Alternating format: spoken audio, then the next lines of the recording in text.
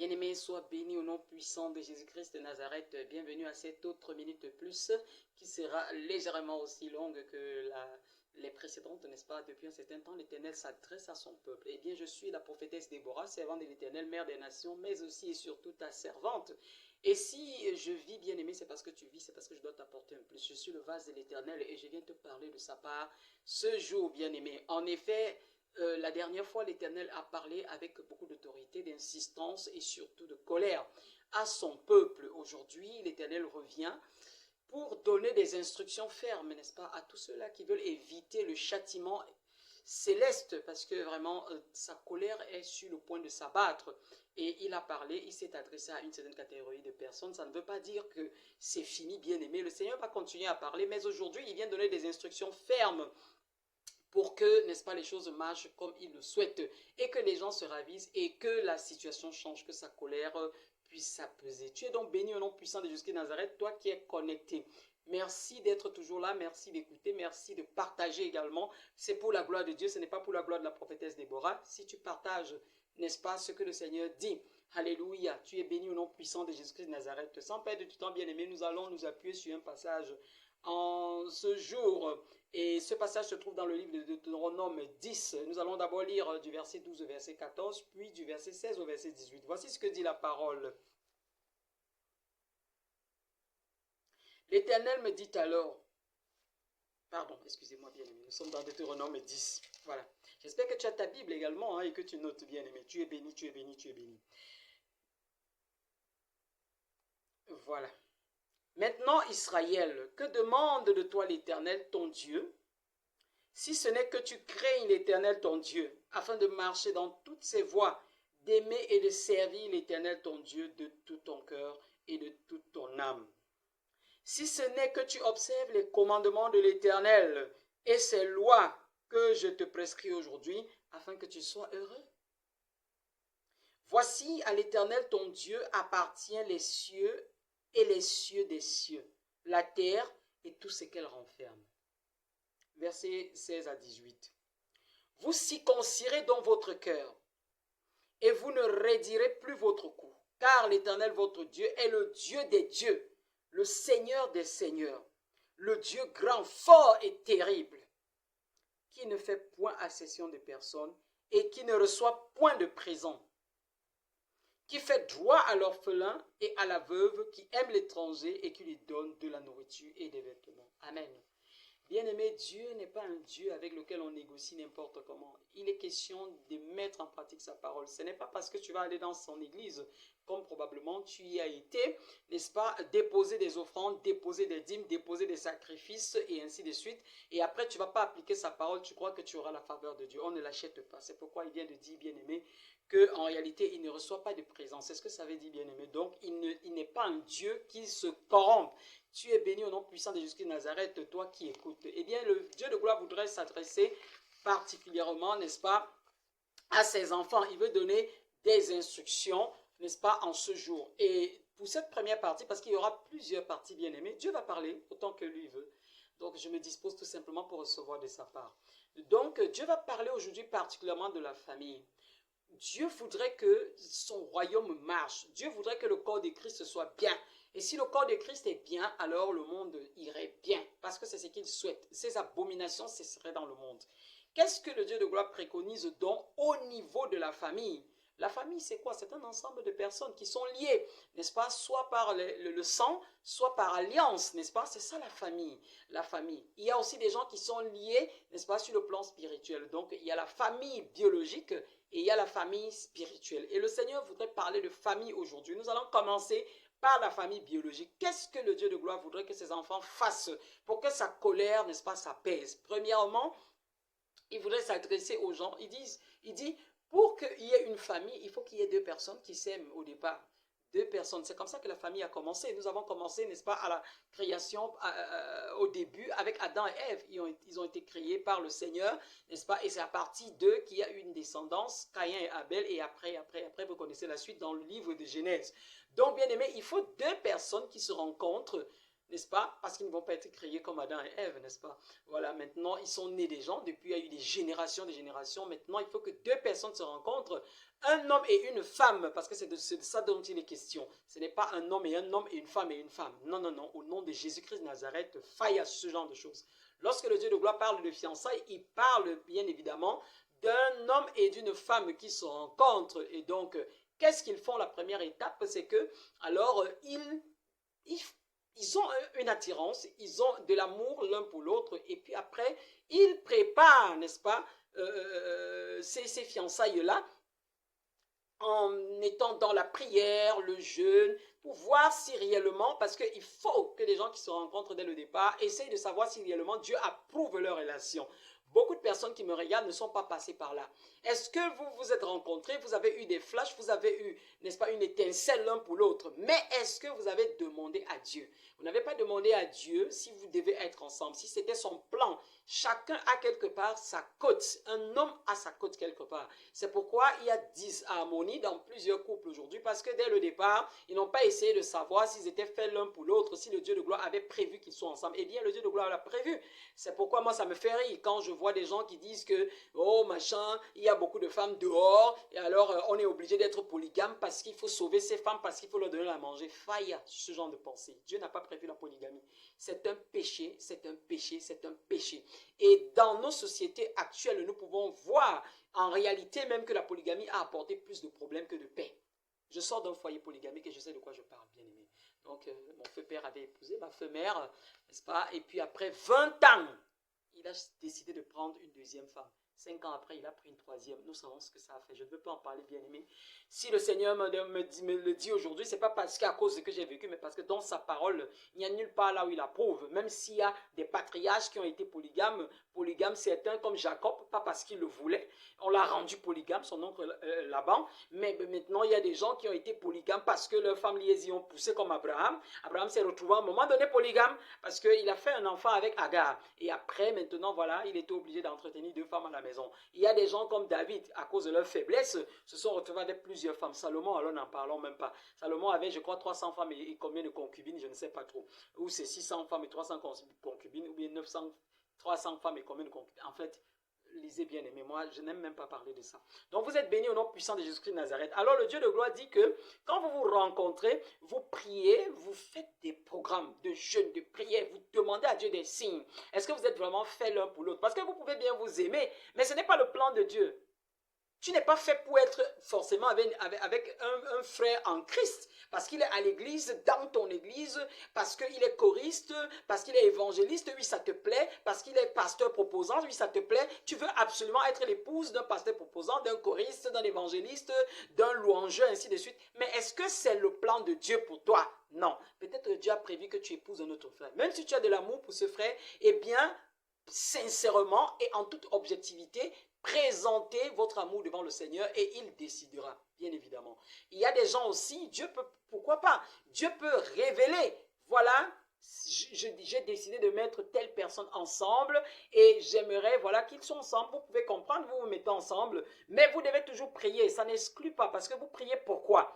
Vous priez parce que vous voulez vous connaître. Il y a des choses, la Bible déclare qu'il faut sonder les profondeurs de l'esprit. Donc, ce n'est pas l'esprit, bien-aimé, que tu peux obtenir une information ou bien des informations sur l'identité, n'est-ce pas, spirituelle de ton futur conjoint, de ta future conjointe. Tu dois passer par la prière, le jeûne, les sacrifices et ainsi de suite.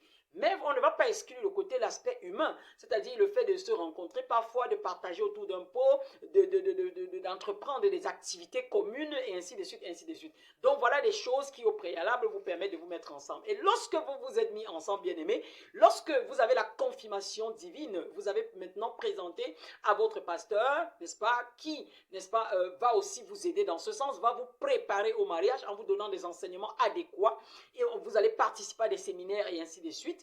Donc, vous allez faire des lectures et le Seigneur, le Saint-Esprit va vous parler davantage. Donc, vous allez avancer dans ce processus, puis vous allez rentrer, n'est-ce pas, dans le mariage proprement dit. Donc, vous allez être mari et femme officiellement devant Dieu, devant les hommes. Parce que vous allez signer aujourd'hui, c'est ça en fait. Hein, si vous ne signez pas un acte de mariage, À l'église même, on ne peut pas accepter parce que qu'est-ce qui prouve que, voilà, la communauté, parce qu'il faut bien qu'il y ait approbation des gens autour de vous, de vos deux familles, elles doivent consentir et puis après, bon, vous devez aller maintenant devant le Seigneur parce qu'il faut qu'il appose son cachet céleste avant que vous ne jouissiez de votre foyer. Il y a des gens qui anticipent et ça crée des problèmes. Le Seigneur m'a révélé, lorsque vous couchez ensemble avant le mariage, eh bien, l'ennemi commence déjà à vous accuser. Il y a beaucoup de portes que vous ouvrez, bien aimé. Ce n'est pas ce que Dieu a prévu. Donc, vous devez d'abord faire les autres phases. S'il y a une dot à faire, vous la faites.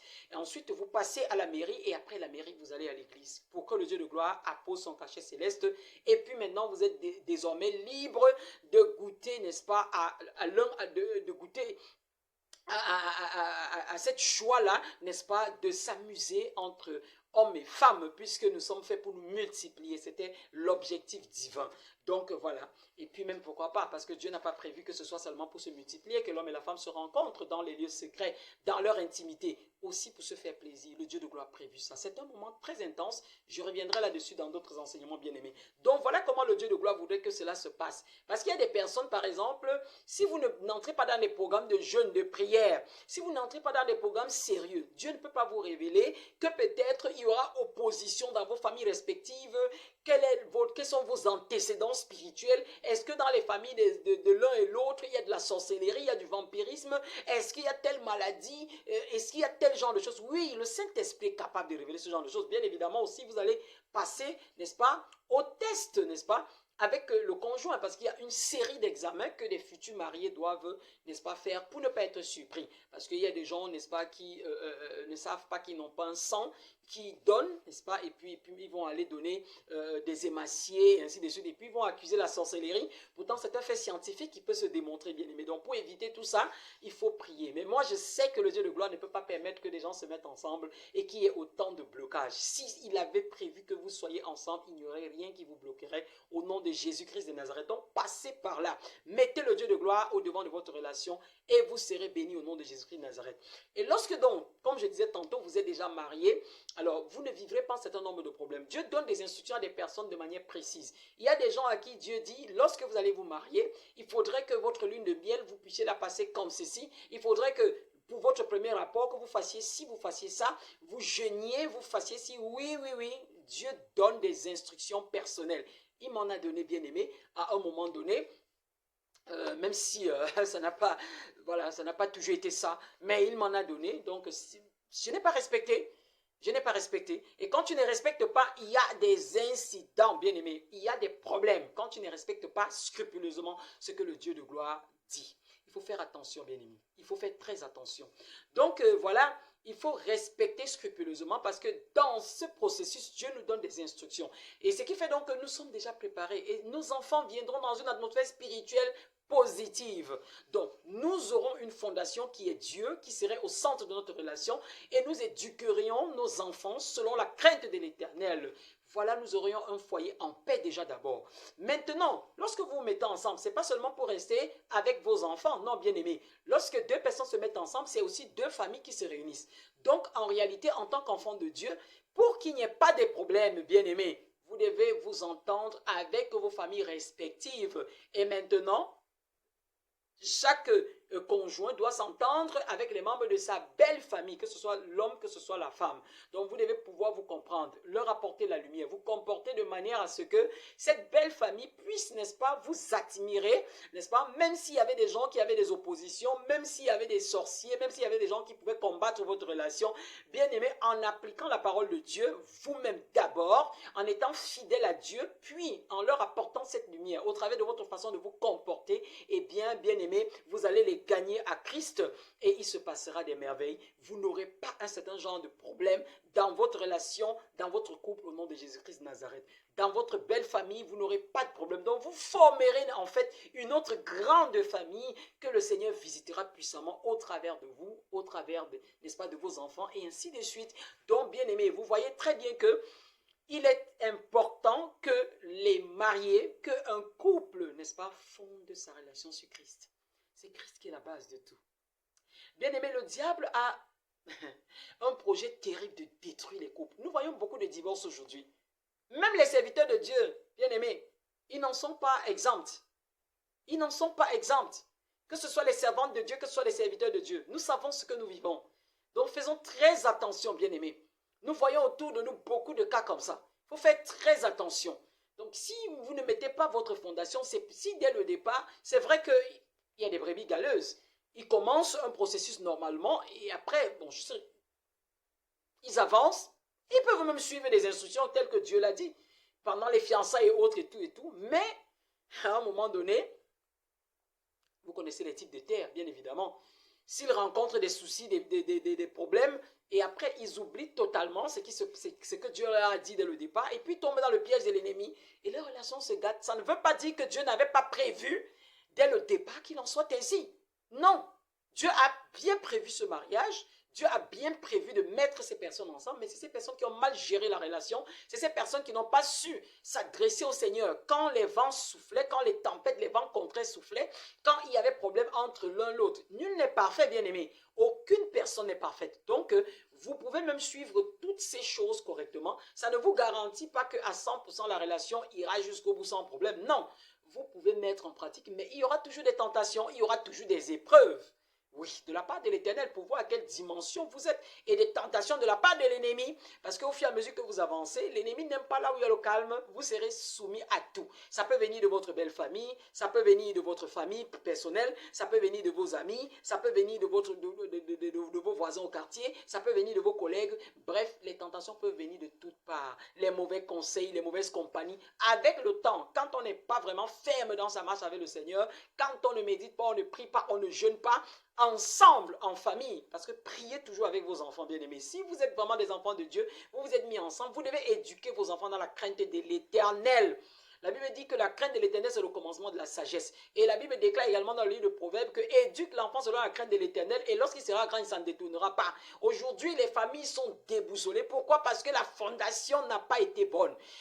On ne sait pas, on n'a pas pris la peine de bâtir les enfants sur le rocher qu'est Christ. On n'a pas pris la peine d'éduquer les enfants selon la crainte de l'Éternel. C'est pourquoi les enfants se perdent, ils font n'importe quoi. Et il y a des ordres. Et après, c'est des tiraillements entre les parents, et ainsi de suite, ainsi de suite. Dans la famille, vous devez vous assurer qu'il n'y ait pas une certaine injustice. Veillez à ce qu'il y ait justice au niveau de tous les membres de la famille. Même si vous adoptez des enfants, des gens qui sont chez vous, que vous gardez chez vous, des étrangers, des cousins, des cousines, des neveux, des nièces et ainsi de suite. Bien aimé, appliquez le droit et la justice. En réalité, si vous êtes enfant de Dieu, vous n'allez pas vous retrouver en train d'utiliser de laisser vos enfants pour utiliser des gens qui deviennent vos torchons, qui deviennent vos boys et vos bonnes chez vous. Non, ça détruit la famille. Parce que lorsque cet enfant va aller voir son parent pendant les vacances et va lui raconter ce que vous lui faites, eh bien, il y aura fâcherie. Et c'est comme ça que naissent les problèmes. Il y en a qui ne supportent pas, qui n'ont pas votre niveau spirituel. Alors, ils vont aller chez les marabouts pour vous rendre la monnaie de la pièce, comme les gens disent souvent. Voilà d'où viennent les problèmes. Bien-aimés, voilà d'où viennent les problèmes. Entre les frères et sœurs, les rancœurs, les jalousies, les inimitiés de temps. Vous voyez ce qui s'est passé entre Jacob et Ésaü, son frère jumeau. Il y a eu problème. Et ils se sont gardés, en fait, Ésaü, plus tard nommé Édom, a gardé dent à son frère, il n'a jamais pardonné. Oui, Jacob avait usurpé, et puis ce n'était pas une bonne chose. Dieu n'a jamais dit que c'était une bonne chose. Il n'a jamais dit ça. Mais c'est l'attitude de Jacob qui a permis que Dieu le bénisse encore entre-temps. Parce qu'en réalité, Jacob a su, n'est-ce pas, se remettre en cause et chercher réellement l'Éternel de tout son cœur. C'est pour ça que Dieu lui a pardonné. C'est pour ça que Dieu l'a élevé. C'est pour ça que Dieu l'a béni également à son tour et a décidé à partir de lui, de faire continuer, n'est-ce pas, l'alliance qu'il avait établie avec Abraham, n'est-ce pas, qui était son grand-père. Donc, bien aimé, vous avez besoin d'établir de bons rapports en famille. Faites tout et tout pour respecter les uns et les autres, pour ne pas jalouser. Parce que c'est ça qui pousse les gens à aller se compliquer, à aller entrer dans les sectes. Je vais dépasser tel, une jalousie bête.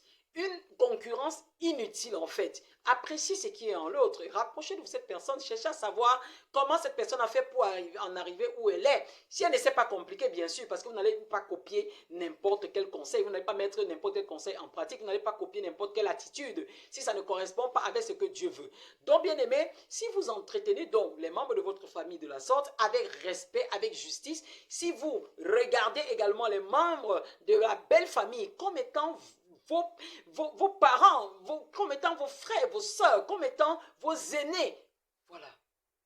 vous n'aurez pas de problème. Voilà ce qui détruit, n'est-ce pas, la famille. Et vous savez que si la famille ne va pas bien, bien aimée, eh bien, l'église n'ira pas bien. L'église n'ira pas bien. Je ne vais pas parler, n'est-ce pas, de cette autre partie. Je ne vais pas parler de la famille spirituelle. Ça sera la prochaine fois. La famille, ici, nous parlons de la famille biologique. Donc, je vous ai dit que le Seigneur veut donner certaines instructions. Donc, que les gens se rangent, parce que Dieu continue de parler. Que les gens se rangent, que les gens arrangent, n'est-ce pas, essayent de remettre de l'ordre dans leur famille. Les femmes qui ne respectent pas leurs époux, Dieu n'est pas là. Il a dit dans le livre de Corinthiens, que le mari est, n'est-ce pas, le chef de la femme. Le mari est le chef de la femme. Lisez dans Colossiens 3. Lisez dans le livre d'Éphésiens. Dieu a parlé. Quand je ferai, n'est-ce pas, la parole le plus, n'est-ce pas, sur la femme, et vous comprendrez. Ou alors que je pourrais mettre, n'est-ce pas, un enseignement que j'ai eu à faire, n'est-ce pas, comme ça, sur la toile. Alors vous pourrez comprendre, bien aimé. Lisez Proverbe 31. Comprendre ce que Dieu attend des femmes. Donc, la femme doit être soumise. La femme doit avoir des qualités. En réalité, la femme, c'est le ministre de l'Intérieur. En fait, tout part de la femme. Si une femme ne se comporte pas bien, il y aura problème. Regardez ce que Ève a fait. Ève était la première à se laisser aller à la tentation. Elle était la première à se laisser berner par le diable. Beaucoup de femmes de nos jours écoutent la voix du diable et non la voix de Dieu. Se laissent aller à n'importe quoi et deviennent donc, prennent autorité sur l'homme, prennent autorité sur tout le monde. Ça ne peut pas marcher. Je sais de quoi je parle bien, mais ça ne peut pas marcher. Que le Dieu de gloire vous transforme au nom puissant de Jésus-Christ de Nazareth. Parlant des enfants, je suis en train de voir un enfant qui a pratiquement 9 ans. C'est un garçon. C'est un garçon. Si vous vous reconnaissez, parents, vous qui m'écoutez, priez pour votre enfant. Sachez que c'est un problème spirituel. Dieu me montre un garçon de 9 ans. Il fait pipi au lit. Il a souvent des attitudes bizarres, parfois un peu violentes, parfois il agit comme un enfant de moins que son âge. Cet enfant a des tendances autistes, parce qu'il y a une maladie là dehors qu'on appelle l'autisme, dont des enfants qui ne sont pas très normaux, qui ont une hyperactivité. Bref, ça se manifeste de plusieurs manières selon les enfants. Mais Dieu me dit que c'est hautement spirituel. Il faut amener cet enfant que votre... D'abord, si vous avez la foi, moi je peux déclarer, je peux prier. Si vous avez la foi, priez avec moi. Éternel, au nom de Jésus-Christ de Nazareth, toi le Dieu qui révèle.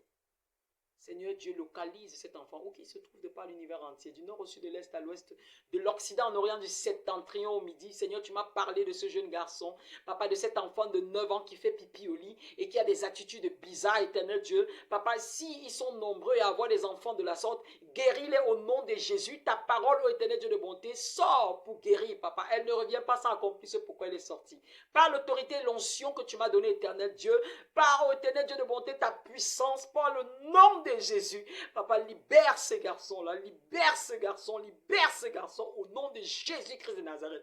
Papa, que ton onction le saisisse maintenant de la couronne de la tête jusqu'à la plante des pieds. Oh Seigneur, saisis son parent qui est connecté. Si l'enfant n'est pas à côté à papa, que cette onction saisisse l'enfant, le parent, papa, et que le parent serve de point de contact pour guérir cet enfant malade. C'est une maladie qui a été lancée spirituellement, bien aimé. C'est une maladie qui a été lancée spirituellement. Ce n'est pas normal ce que ton fils vit. Donc tu es béni, sache que tu as reçu la guérison. Et si tu veux davantage, encore que je prie pour toi, eh bien écris-moi au numéro WhatsApp, n'est-ce pas, 6 91 97 21 41. Donc je peux, n'est-ce pas, davantage t'aider, bien-aimé. Je peux davantage prier pour toi si tu es concerné par cela au nom de Jésus-Christ de Nazareth. Aïe, aïe, aïe. Parlant aussi d'enfants, je vois une femme, tu as un bébé. C'est un petit garçon. Je vois le garçon clair de teint. Je vois le garçon clair de teint. Ce garçon est attaqué. Cet enfant pleure constamment dans les nuits. La maman de cet enfant va se reconnaître. Les mamans, parce que quand Dieu parle, peut-être c'est une seule personne, peut-être c'est plusieurs personnes qui vivent ce problème. Donc cet enfant pleure constamment les nuits. Cet enfant voit des choses. Il faut que tu saches, bien aimé, cet enfant est une étoile. Cet enfant est un futur guerrier de l'Éternel. Cet enfant est rempli de dons puissants. Et donc cet enfant est menacé par les esprits. C'est un peu comme à l'époque de Moïse, bien aimé. Pharaon savait qu'il y aurait un enfant qui naîtrait et qui délivrerait, n'est-ce pas, le peuple d'Israël de la servitude. C'est pourquoi lorsque il a senti que le temps était arrivé pour que cet enfant naisse, il a demandé à tuer tous les nouveau-nés, surtout les garçons. Moïse a été sauvé, bien-aimé. Dieu a inspiré, n'est-ce pas, sa petite sœur pour aller le mettre dans ce panier. Lis le livre de Genèse. Donc tu lis Genèse 3, tu vas voir l'histoire de Moïse et comment il a été sauvé. Donc ce garçon, chère maman, ce garçon-là, il est un Moïse. Ce garçon-là, il est comme un Joseph. Donc c'est un Jésus. Tu vois, au temps de Jésus également, la Bible déclare que son étoile a été repérée par anticipation. Beaucoup de personnes ne prient pas pour leurs enfants, malheureusement. Vous comprenez que c'est important de prier. Habituez-vous à la prière. Priez avec vos enfants. Priez pour vos enfants. Jeûnez, priez, s'aimer. Faites des sacrifices pour protéger vos enfants. Dieu me dit que cet enfant-là, justement, est une étoile. Donc, c'est un enfant qui va faire que Dieu va utiliser puissamment, qui va être une lumière, qui va être une grâce dans votre vie, dans la vie des gens autour de vous, pour votre famille, pour sa nation. C'est la raison pour laquelle cet enfant est menacé. Que le Dieu de gloire protège cet enfant au nom de Jésus. Que le Dieu de gloire protège cet enfant au nom de Jésus. Que le Dieu de gloire cache son étoile au nom de Jésus. Que le Dieu de gloire lui évite les pièges, même quand cet enfant va grandir. Que le Dieu de gloire lui donne de ne pas marcher avec n'importe qui. Que le Dieu de gloire le couvre, le protège partout où il sera au nom de Jésus. Que le Dieu de gloire ouvre votre esprit, vous parents de cet enfant, pour comprendre qui est cet enfant. Que le Dieu de gloire vous parle davantage, parce qu'il y en a beaucoup d'enfants comme ça qui vont naître, qui sont même déjà nés et qui sont mandatés pour agir en ces fins de temps, bien-aimés. Le Dieu de gloire les a remplis. Vous êtes bénis au nom puissant de Jésus-Christ de Nazareth. Donc voilà un peu, bien-aimés, ce que le Seigneur voulait dire par rapport à la famille. Par rapport à la famille, c'est quelque chose de crucial. Vous savez vous-même que Dieu n'a jamais demandé de ne pas respecter les gens. Et il dit, ne devez rien à personne que de vous aimer. Que de vous aimer. Et il dit, recherchez, n'est-ce pas, la paix et la sanctification sans laquelle nul ne verra Dieu. Vous comprenez bien aimé que c'est parce qu'il n'y a pas cette paix dans les familles que l'église est troublée, que la société est troublée. Ça commence par la famille. Mettez de l'ordre dans vos familles. Les gens qui ont les 2 femmes par-ci, les gens qui ont les 2e bureaux et ainsi de suite, rangez votre vie. Rangez votre vie. Ramenez la paix. Ramenez la paix. Réconciliez-vous. Réconciliez-vous. Toi qui refuses le pardon que ta femme te demande depuis là. Même si elle a fait quoi, elle te demande pardon. Si elle a eu l'humilité de te demander pardon et elle ne fait plus les mêmes bêtises, pourquoi tu ne lui pardonnes pas? Même si elle t'a trompé, bien-aimé. Oui, c'est vrai que Jésus-Christ a dit dans Matthieu 19, vous ne devez pas répudier votre femme, sauf pour cause d'adultère. Donc si ta femme t'a trompé, en réalité, selon la parole, si tu décides de te séparer de ta femme, Dieu ne va pas te punir pour ça, non. Mais seulement, tu n'auras pas eu miséricorde. Et Dieu voudrait que tu aies miséricorde et compassion si elle est vraiment sincère. Ça fait mal, ça fait mal. Ça fait mal de se voir tromper. Que ce soit l'homme, que ce soit la femme. Et les hommes pensent qu'il est normal de tromper les femmes. Non, non, non, vous devez être fidèle également. C'est tout le monde qui est appelé à être fidèle. La Bible déclare, Jésus-Christ l'a dit, si tu regardes seulement une femme pour la convoiter dans ton cœur, tu as déjà péché avec elle, tu as déjà commis l'adultère avec elle. Oui, Jésus-Christ a été clair là-dessus. Nous ne devons pas, bien aimer. Donc, selon les commandements qui sont dans Exode 20, tu ne commettras point d'adultère. Jésus-Christ est revenu là-dessus, il allait en profondeur, parce que les gens pensent que non, il suffit seulement. Même quand tu dis seulement à une femme qui n'est pas ta femme, tu es belle, tu es jolie, tu souris, alors que tu ne le fais même pas avec ta femme à la maison. C'est tout ça qui apporte des problèmes. Sachez garder vos femmes. Sachez garder vos époux, parce que tout ce que je dis là par rapport aux hommes, même les femmes aussi doivent le faire. Soyez des femmes douces, soyez des femmes amoureuses, soyez des femmes respectueuses. Soyez des femmes disposées. Regardez Naomi dans sa belle famille. Qu'est-ce que Naomi... comment elle s'appelle? Oh là là là là là là. Ruth, merci Saint-Esprit de Dieu. Ruth, regardez Ruth dans sa belle famille. Regardez Ruth dans sa belle famille. Regardez Ruth dans sa belle famille. Dieu me dit de dire à une personne, tu es rebelle. Tu ne veux pas faire ce que le Seigneur te dit depuis par rapport à ton épouse. Tu es rebelle, tu en veux au Seigneur. Ta vie ne va que faire s'endurcir parce que tu ne veux pas faire ce que Dieu te dit. Retourne à des meilleurs sentiments, change et suis ce que Dieu te demande. Et tu vas voir ce qu'il va faire dans ta vie. Dieu t'a déjà parlé plusieurs fois, tu ne veux pas comprendre, tu te rebelles. Que le Dieu de gloire te délivre au nom de Jésus. Que le Dieu de gloire te délivre au nom de Jésus, qu'il te donne d'avoir un cœur d'écoute. C'est pour toi que Dieu a parlé. Si seulement vous cessiez d'avoir le cou raide, si vous mettiez en pratique mes instructions, mes commandements, Israël, je veux votre bien. Voilà ce que Dieu a dit aujourd'hui dans Deutéronome 10. Oui, toi qui me regardes, parce que Dieu me dit, il y a un homme, tu es rebelle. Depuis qu'on parle, tu ne veux pas comprendre, tu veux seulement mener une vie qui t'arrange, comme tu veux. Dieu te dit de changer et tu seras béni au nom de Jésus-Christ de Nazareth. change. Dieu veut te voir revenir. Dieu veut te voir revenir, n'est-ce pas, à la crainte de lui. Tu n'as plus la crainte de lui. Tu mènes une vie de désordre. Ça ne plaît pas à Dieu. Donc, ravise-toi au nom de Jésus-Christ de Nazareth. Et cette jeune femme aussi, là, qui a décidé de se rebeller par rapport à son époux, parce que ton époux t'a trompé, eh bien, tu vas aussi le tromper. C'est une aberration, c'est une abomination. Change, demande pardon, si tu peux. Et si tu estimes, parce qu'il y a des vérités, toute vérité n'est pas bonne à dire. Si le Saint-Esprit te convainc, va demander pardon. Ben, si le Saint-Esprit te dit, demande pardon, voilà, demande pardon. Mais si Dieu te convainc, n'est-ce pas, de ne pas en parler à ton conjoint, mais seulement d'arrêter de le faire et de demander pardon à Dieu, de faire un jeûne, n'est-ce pas, pour demander pardon à Dieu pour l'expiation de tes péchés, alors Dieu peut te pardonner. Dieu peut parler même à ton époux. Voilà, donc arrête cette vie-là et le Dieu de gloire, n'est-ce pas, va se glorifier dans ta vie au nom puissant de Jésus-Christ de Nazareth. Donc voilà un peu bien aimé, arrêtons. Que nous soyons dans des familles, n'est-ce pas, prônons Christ, mettons Christ au devant. Des familles dans lesquelles il y a une partie qui pratique des rites traditionnels, une autre partie qui est avec le Seigneur, ça ne peut pas marcher. Ça ne peut pas marcher et ce n'est pas une guerre. Malheureusement, c'est que ceux qui prient le Seigneur Jésus, eh bien, même inconsciemment, peuvent se retrouver en train de détruire, n'est-ce pas, tout ce que les autres font comme rite et autres, oui.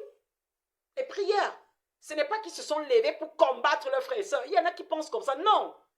C'est que lorsqu'il y a la lumière quelque part, les ténèbres ne peuvent pas résister. C'est que vous faites des pratiques, vous allez faire des traditions et autres, tout ça ne plaît pas à Dieu. Dieu n'a jamais demandé de faire ça. Donc les traditions, non, dans le livre d'Ésaïe, Dieu en parle. Dans le livre de Deutéronome, Lévitique, il en parle. Toutes ces traditions-là, ce sont des choses vaines. Ce sont des choses vaines.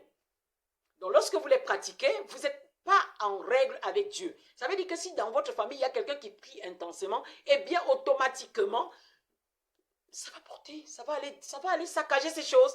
Et vous n'avez pas à en vouloir à cela. Non. Voilà pourquoi il faut se ranger avec Christ. Vous savez vous-même que le nom de Jésus sauve et guérit. Rangez-vous, abandonnez toutes ces choses que Dieu interdit dans Deutéronome 18, verset 9 à 14. Les gens dans les familles qui passent le temps chez les marabouts, vous amenez les esprits. Ce sont ces esprits qui attaquent vos familles. Ce sont ces esprits qui troublent vos familles. Tu vas chez le marabout parce que tu cherches la bénédiction, tu cherches l'élévation et autres et tout. Est-ce que tu sais que c'est sur les membres de ta famille qui ont des étoiles qu'on s'appuie pour bénir? Le diable n'a jamais rien créé. Il s'appuie sur eux. Après, ça va créer des problèmes parce que le règne spirituel est méchant. Ça va créer des problèmes. Quand l'autre va aussi se rendre compte que c'est sur ces bénédictions que tu t'es appuyé pour voyager, pour te marier, pour être financièrement bon. Mais mon ami, il y aura combat. Voilà ce qui dérange. Voilà ce qui trouble. Et lorsque vous êtes riche dans une famille, apprenez à aider les autres. Aidez les autres. Ne faites pas des autres vos prisonniers. Ne faites pas des autres vos esclaves parce que vous allez leur donner un bout de pain. C'est ce que Dieu ne veut pas. Vous êtes bénis si vous avez compris, c'est le nom puissant de Jésus de Nazareth. Le reste, c'est des choses bien aimées. Le Saint-Esprit va vous communiquer. Voilà un peu grosso modo. Je suis sûr que si vous priez, vous demandez au Saint-Esprit, au-delà de ce que la servante de l'Éternel a dit, Seigneur, qu'est-ce qu'il y a comme problème dans ma famille? Sur quel plan nous devons changer? Quelles sont les règles que nous devons respecter pour que tu sois avec nous, tu marches avec nous, pour qu'il y ait la paix et la paix règne? Il y a des familles très bénies. Il y a des familles qui ont cette paix parce qu'ils ont compris le secret, c'est Jésus-Christ et rien d'autre. Ce n'est pas les sectes pernicieuses, rien d'autre, non. En réalité, en allant vous compromettre dans les sectes pernicieuses, c'est parce que vous avez avoué votre faiblesse et votre incapacité. Mettez votre confiance en l'Éternel et vous ne serez point déçus. Fais de l'Éternel tes délices et il te donnera ce que ton cœur désire. Et ainsi, tu seras en phase, tu seras en paix avec les gens autour de toi, dans ta famille, dans ta belle famille, avec tes enfants, avec ton époux, ton épouse, et tout ira bien. Vous êtes bénis au nom puissant de Jésus de Nazareth, vous qui avez écouté. Partagez au maximum, car le Dieu de gloire parle. Ce sont des instructions fermes. Et Dieu a commencé par la famille biologique aujourd'hui. Vous êtes bénis au nom de Jésus-Christ de Nazareth. À la prochaine minute, plus s'il plaît à Dieu, même si elle sera longue encore. Vous êtes bénis. Bye bye.